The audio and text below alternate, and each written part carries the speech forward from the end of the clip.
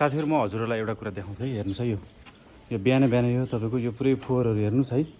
यो फोहोर हेर्नुस् है यो ल हेर्नुस् यो फोहोर यो यस्तो सफा ठाउँ छ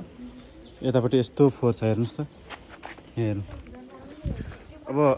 खासमा महानगरपालिकाले आफ्नो घर आफ्नो फोहोर चाहिँ आफ्नै घरभित्र राख्नु भनेर भनिरहेको छ र हिजो कुलमान घिसिङ गएर वार्ता पनि सम्पन्न भइसकेपछि अब चाहिँ फोहोरको गाडी पञ्चायत डाँडामा जाने भइसकेको छ तर पनि मानिसहरूलाई चाहिँ भनेको कुरा छ नि आफूले केही पनि नगर्ने आफू अनुशासनमा नबस्ने मैले मेरो देशको लागि के गर्नुपर्छ हामीले हाम्रो महानगरपालिकालाई साथ दिनु हाम्रो पनि कर्तव्य हो नि त हो किन भन्नु त महानगरपालिकालाई दोष मात्र दिए थुपारेर हुन्छ यसरी तपाईको यसरी फोहोर फाल्न हुन्छ घरभित्र राख्न सक्नु भनेपछि जसरी हुन्छ कालो प्लास्टिक ल्याएर होस् या जसरी हुन्छ आफ्नो फोहोरको व्यवस्थापन त आफै गर्न पर्यो नि त हो किन भन्नुस् त हामी त्यति पनि बुद्धिजीवी छैनौँ हामी पढे लेखेका भन्छौँ तर हामी आफै यस्तो काम गरिरहेका छौँ आखिर किन हामीले हाम्रो स्थानीय निकायलाई सहयोग गर्नु पर्दैन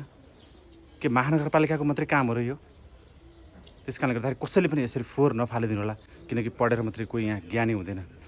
हेर्दाखेरि सुकिलो मिकिलो भएर हुँदैन तपाईको व्यवहारले तपाई कस्तो मान्छे हो भन्ने कुराहरू अंकित गर्छ त्यसकारणले गर्दाखेरि यसरी फोहोर नफालिदिऊ प्लिज